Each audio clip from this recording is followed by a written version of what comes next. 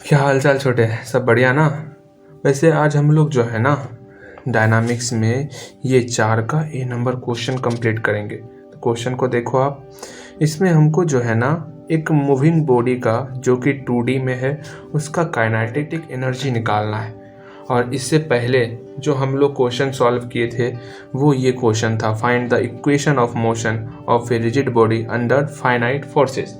देखो हम लोग जो है एक जगह क्वेश्चन लिखे हुए हैं जिसमें से हम लोग इस क्वेश्चन को कंप्लीट कर चुके हुए हैं। ठीक है, आज हम लोग इस क्वेश्चन को कंप्लीट करेंगे।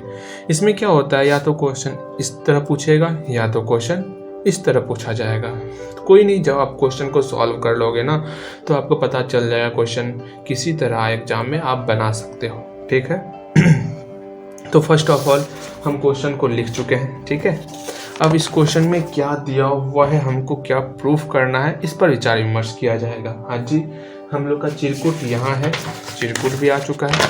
अब इसमें जो है बारी बारी से हम लोग विचार विमर्श करेंगे। हाँ जी, क्या क्या क्वेश्चन में दिया हुआ है और क्या प्रूफ करना है। तो यहाँ देखो आप, इस क्वेश्चन चूँकि पहले ये 2D का बात किया गया है। ठीक है, अब हम लोग तो जानते हैं भाई कि 3D में जो है ये काइनेटिक एनर्जी वो 3 प्रकार का होता है। कौन कौन? पहला हो गया ट्रांसलेशनल, अगेन जो सेकेंड है वो हो गया आपका रोटेशनल, और थर्ड हो गया वाइब्रेशनल। तो ये तो आपको पता होगा। अब आप सोचोगे भैया अगर 3D में काइनेटिक एनर्जी 3 प्रकार का होता है भैया, इसका मतलब 2D में कितना प्रकार का होगा? अरे भाई सिंपल सा छोटे, 2D में ट्रांसलेशनल और रोटेशनल, बस यही 2 प्रकार का होता है। अब इसका मतलब हमको जो है 2D के लिए, इसका मतलब हमको फाइंड क्या करना है। 2D के लिए पहले हम लोग ट्रांसलेशनल देखेंगे। हाँ जी, ट्रांसलेशनल देखने के बाद हम लोग रोटेशनल पर विचार करेंगे, रोटेशनल काइनेटिक एनर्जी पर। अच्छा, ये बातें तो समझ में आ गई। वही चीज़ तो नीचे कहा गया है कि हमको दिखाना है, सो डेट दिखाइए the kinetic energy is the sum of, जो काइनेटिक एनर्जी होता है वो बराबर होता है, किसके बराबर होता है? किसके सम के बराबर होता है? ट्रांसलेशनल में जो काइनेटिक एनर्जी हुआ प्लस, और रोटेशनल में जो काइनेटिक एनर्जी हुआ उसके सम के बराबर होता है। हाँ जी, इसका मतलब ट्रांसलेशनल में क्या निकलेगा, हाफ mv² ये निकलेगा, और रोटेशनल में क्या निकलेगा, हाफ। इसमें भी m होगा लेकिन v के स्थान पर जो है ना एंगल का इसमें टर्म आ जाएगा। किस तरह आएगा, k² theta dot square, theta dot मतलब d थीटा बटे dt है। That's clear. अच्छा, ये सारा चीज हम लोग प्रूफ करेंगे, इसलिए ज़्यादा इसको आप जो है बोझ की तरह मत लेना। ठीक है, एकदम माइंड फ्री रखो। हम लोग क्या क्या करने वाले हैं छोटे, सिंपल सा हम लोग जो है ट्रांसलेशनल और रोटेशनल दोनों का सम दिखाएंगे काइनेटिक एनर्जी को। बातें समझ में आई? हाँ जी। अब इसमें जो है आपको क्या क्या पता होना चाहिए।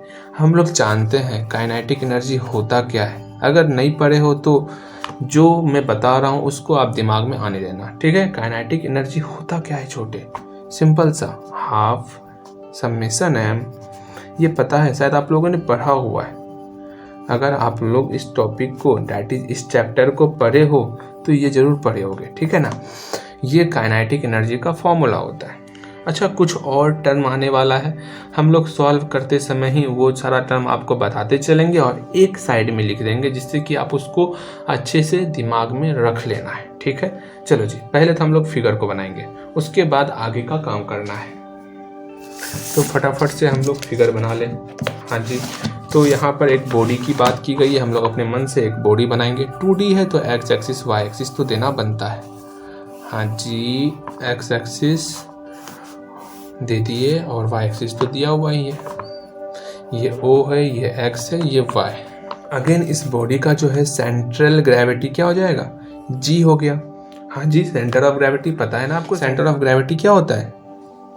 जिस पॉइंट पर ये बैलेंस हो जाए वो पॉइंट मेरा सेंटर ऑफ ग्रेविटी होगा। ठीक है, ये बातें समझ में आई आपको? यहाँ तक समझ में आया? जैसे हम लोग इससे पहले वाले क्वेश्चन में किए थे हूबहू यहाँ पर भी करना है। लैंग्वेज तक जितना पहले वाले क्वेश्चन में आप लोगों ने किया था उतना ही इसमें भी करना है। कितना आसान था। अगर एक क्वेश्चन कम से कम आपको कंप्लीट है, दैट इज आपका अगर एक क्वेश्चन कंप्लीट है ना, तो आपका लगभग हर क्वेश्चन ग्रुप ए का लगभग क्वेश्चन कंप्लीट ही रहेगा। ठीक है छोटे, तो यहाँ पर ध्यान दोगे P का नियामक x, y, जैसे जैसे हम लोग वहाँ बनाए थे उसी तरह हम लोग पहले ड्रॉ को बना लेते हैं। अगर आपको अच्छे से चित्र समझना है तो इसमें जो पहला आपका वीडियो है ना, उस वीडियो को जाओ और देखो, वहाँ पर चित्र को मैंने अच्छे से समझाया हुआ है। ठीक है, चलो जी, यहाँ से यहाँ तक का डिस्टेंस r हो गया। हाँ जी, अगेन इस OX के समांतर जो है एक OB ड्रॉ करेंगे और यहाँ पर A पॉइंट लेंगे। अच्छा, ये सब ले सकते हो, नहीं बोलोगे चलेगा। अब देखो ये एक्स वाई किसके अनुदिश है, जब हम लोग अबाउट इस जीरो ओरिजिन के अनुदिश, और एक्स डैश वाई डैश किसके अनुदिश है, अबाउट जी, इस जी के अनुदिश। ठीक है, अब देखो ये है क्या, जी को जो हम लोग सेंटर मानेंगे उस कंडीशन में यहाँ से लेके यहाँ तक एक्स डैश है, ये एक्स डैश है, और ये वाई डैश यहाँ से लेके यहाँ तक है। जब जी मेरा ओरिजिन को मान के चलेंगे तब ये कंडीशन आएगा, तो ये हमारा वाई डैश है। ठीक, और ये जी का नियामक एक्स बार वाई बार मान लिए। ठीक है, अच्छा इसका वेलोसिटी क्या होगा, जोड़ी पड़ेगा। ठीक है ना, अच्छा जोड़ी पड़ेगा तब मैं बताऊंगा, रहन दो। तो मेरा पहला एम क्या होगा छोटे, हम लोग पहले लैंग्वेज को लिखेंगे, जो लैंग्वेज पहले क्वेश्चन में लिखे थे सेम उसी लैंग्वेज को लिखेंगे यहाँ पर भी। उसमें क्या हम लोग लिखे थे, इस पी के बारे में लिखे थे, जी के बारे में लिखे थे। हाँ जी, उसके बाद यही सब हम लोग लिखे हुए हैं। ठीक है ना, बस इसी चीज़ को हम लोग को लिखना है, तो हम लोग फटाफट से लिख लें। चलो जी, अच्छा जैसे जैसे हम लोग लिखे थे वैसे ही लिखते हैं, आपको परेशानी ना हो। हम लोग पहले पी के बारे में लिखे थे तो पहले पी के बारे में ही लिख लेते हैं। हाँ जी, चलो जी, हम लोग लिख लिए लैंग्वेज। हम लोग क्या क्या लिखे, पहला पी पॉइंट जिसका मास m है, इस पी पॉइंट का मास m है और पूरे बॉडी का मास m है। ये डैश उस कुछ नहीं है, इसको इन्वर्टेड कॉमा से घेरे हुए हैं। अगेन ये जो सेंटर ऑफ ग्रेविटी है उसको g माने हुए हैं। ठीक है, जिसका नियामक x dash that is x बार और y बार है। दैट्स क्लियर, यहाँ सिर्फ g लिखो ठीक रहेगा। Again centre of gravity g है। Let x dash y dash, यहाँ से जो एक्स डैश और वाई डैश है वो क्या है, जब हम लोग इस जी को है ना C G that is centre of gravity को, ये सेंटर ऑफ ग्रेविटी है, इसको जब हम लोग ओरिजिन माने उस कंडीशन में हमारा एक्स डैश और वाई डैश ये पॉइंट हुआ जब जी हमारा ओरिजिन था। जब हम लोग जी को समझ रहे हो ना मैं क्या करना चाह रहा हूँ। चलो ठीक है, उसके बाद आपको ड्रॉन लिखना है तो लिखो, मैं लिख देता हूँ हल्का फुल्का। हाँ जी, आपको समझ में आएगा। ड्रॉन हम लोग क्या क्या ड्रॉ किए, पहला हम लोग जी एल, यहाँ एल एम है ना बाबू, G L perpendicular O X. Again और कुछ किए हैं, P M perpendicular O X और G B parallel to O X, ये सब की। अच्छा आप लिखते रहना, ठीक है, हम लोग आगे चलते हैं। अब यहाँ आपको क्लियरली दिख रहा होगा, यहाँ से लेके यहाँ तक x बार है, यहाँ से लेके यहाँ तक x डैश है, तो यहाँ से लेके यहाँ तक कितना हो गया, बोलो x हो गया। तो हम लोग लिख सकते हैं x equal to x dash sorry x bar plus x dash. हाँ जी, उसी चीज़ को हम लोग यहाँ पर लिखेंगे, तो यहाँ लिखो क्लियरली क्या हो गया, x equal to x dash, इसको डैश क्यों पढ़ रहे हैं बार बार, x bar plus x dash. Again y equal to y bar plus y dash. यहाँ तक क्लियर। अब जो है दोनों का डेरिवेटिव कर लेंगे, सिंगल डेरिवेटिव। ये हमारा पहला काम है छोटे, ठीक है। क्या काम है मैं एक बार फिर से दोहराता हूँ आपको, यही कि हम लोग फर्स्ट ऑफ ऑल x का वैल्यू और y का वैल्यू इस दोनों को करेंगे। इसके हेल्प से मेरा तीसरा स्टेप रहेगा, हम लोग काइनेटिक एनर्जी का फॉर्मूला यूज करेंगे। अच्छा पहले इसको कंप्लीट कर लें, x और y का वैल्यू निकाल लिया, इसका हम डेरिवेटिव कर लेते हैं। तो क्या हो गया dx बाई dt। अच्छा ये डेरिवेटिव आप कर लोगे, हम लोग फटाफट से डेरिवेटिव कर लेते हैं। चलो भाई मेरा ये काम हो गया, हम लोग x का वैल्यू और y का वैल्यू दोनों का वैल्यू यहाँ पर लिख चुके हैं। अब सिंपल सा हमको क्या करना है, काइनेटिक एनर्जी का फॉर्मूला यूज करना है। वो फॉर्मूला ये है, मैंने अभी आपको तुरंत बताया है। हाँ जी, चलो इस फॉर्मूले का यूज करते हैं हम लोग। Hence kinetic energy of the body is, क्या है काइनेटिक एनर्जी, इस फॉर्मूले को आप हूबहू लिख लो, ठीक है। बस यहीं तक जो परेशानी था वो था। अब तीसरा स्टेप में, अच्छा मैं बाद में बताऊंगा चौथा स्टेप क्या होना चाहिए। फर्स्ट ऑफ ऑल जहाँ पर x है वहाँ पर ये वैल्यू पुट करेंगे। हाँ जी, चलो इस x के जगह पर x bar plus x dash इसको पुट करना है। ठीक है छोटे,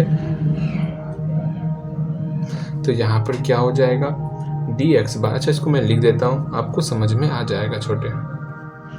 देखो है ना, x को हम लोग डिस्ट्रीब्यूट किए किसमें, x bar plus x dash में, समझ में आया। अगेन y को भी डिस्ट्रीब्यूट करेंगे इस आधार पर।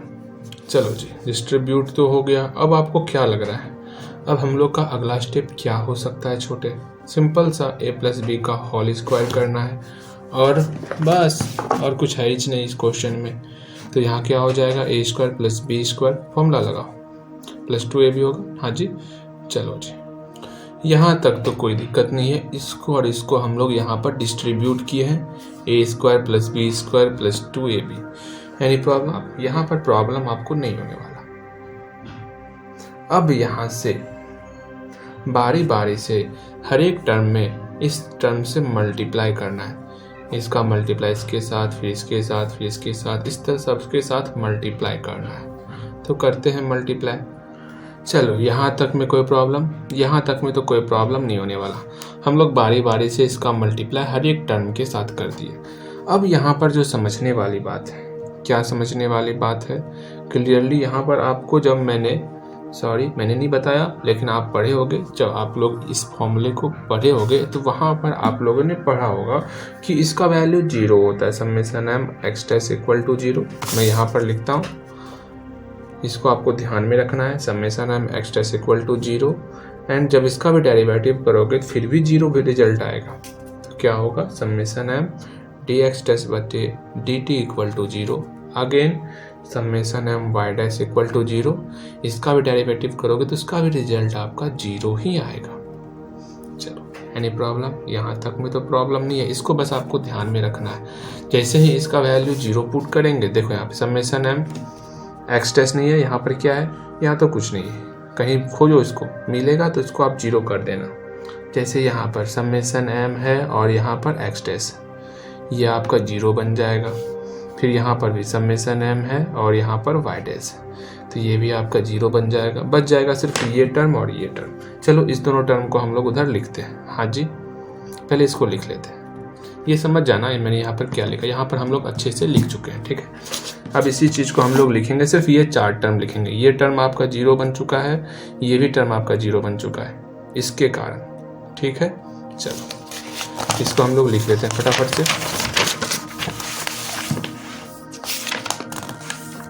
चलो जी यहाँ तक तो हम लोग लिख लिए। जितना भी ये टर्म था आपका, ये टर्म आपका 0 बन चुका है, ये भी और ये भी, सिर्फ बचा ये 2 टर्म और ये 2 टर्म, दोनों टोटल 4 टर्म, इसको हम लोग यहाँ पर लिख चुके हैं। यहाँ तक में कोई प्रॉब्लम, यहाँ तक में तो कोई प्रॉब्लम नहीं होने वाला आपको।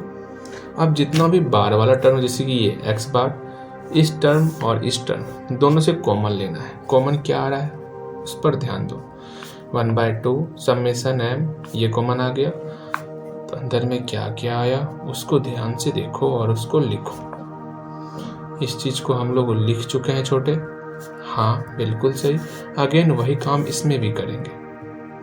अब यहाँ पे ये तो कैपिटल M में कन्वर्ट हो जाएगा, ये भी आपका कैपिटल M में कन्वर्ट हो जाएगा, लेकिन यहाँ पर आपको समझनी होगी क्या, ये x डैश और y डैश कहाँ है चित्र में, देखो यहाँ है x डैश y डैश और ये 0 0 पॉइंट है। हाँ जी, तो इस पॉइंट के लिए आप वेलोसिटी बोल सकते हो। इस पॉइंट के लिए क्या होगा, वेलोसिटी है x बार और y बार के लिए वेलोसिटी क्या होगा छोटे, याद आ रहा है, √100 इस x बार का डेरिवेटिव का होल स्क्वायर प्लस फिर y बार का डेरिवेटिव का होल स्क्वायर, इस रूट को इधर भेज देंगे तो v स्क्वायर इक्वल टू क्या हो गया, v स्क्वायर इक्वल टू ये टर्म हो जाएगा छोटे। हाँ बिल्कुल सही। अब देखो यहाँ पर ये टर्म वहाँ पर है, उसके बदले में v स्क्वायर हम लोग लिख सकते हैं। यहाँ पर ये टर्म है, इसके बदले में हम लोग v स्क्वायर लिख दिए। हाँ जी, प्लस यहाँ पर m था ना, इसको यहाँ पर लिखो हाफ, यहाँ पर भी हाफ है, हाफ m। अब इसके बदले में एक्स डैश और वाई डैश। अब एक्स डैश और वाई डैश यहाँ पर है, लेकिन सेंटर इसका ये है, एक्स बार और वाई बार इसका सेंटर है। तो सिंपल सा आपको यहाँ पर ध्यान में रखना है। मैं ज़्यादा डीप में नहीं जाने वाला, ठीक है। मैं आपको बता देता हूँ आपको क्या ध्यान में रखना है।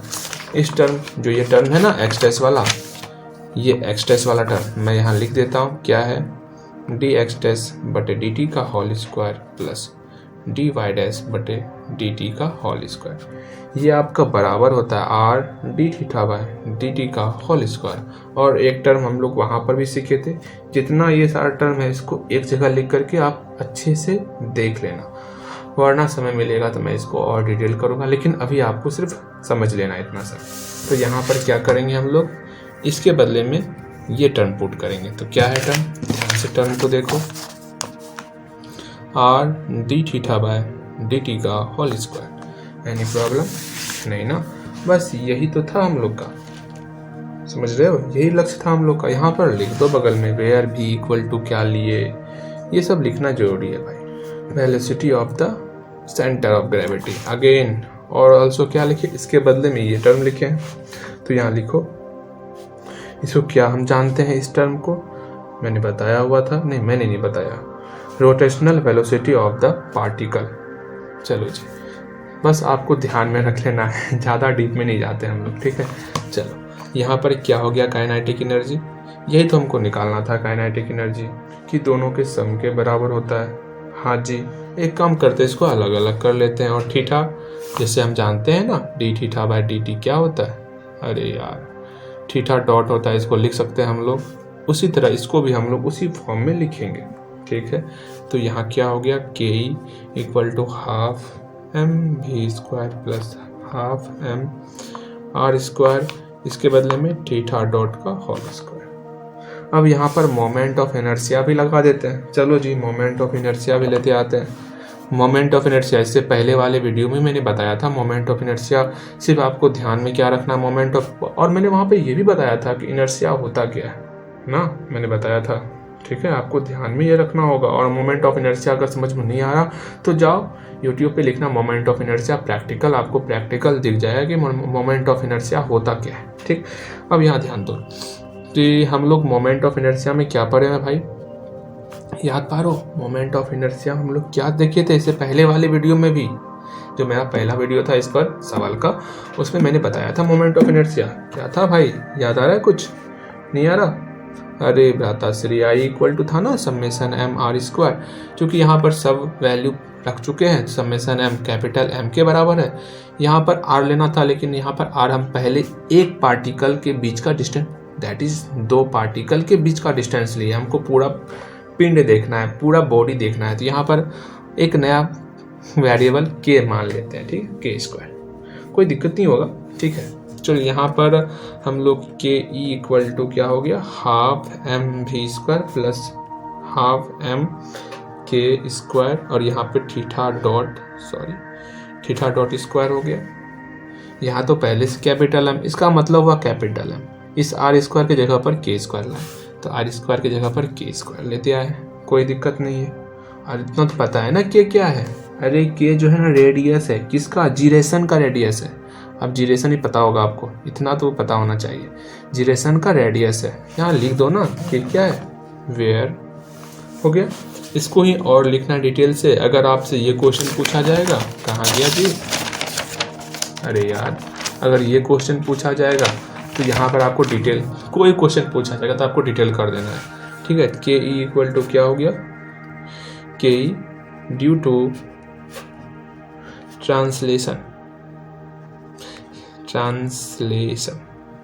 ट्रांसलेशनल, ये एनर्जी था, काइनेटिक एनर्जी ट्रांसलेशनल था, और एक होता है रोटेशनल ना, ट्रांसलेशन हो गया plus kinetic energy due to rotation.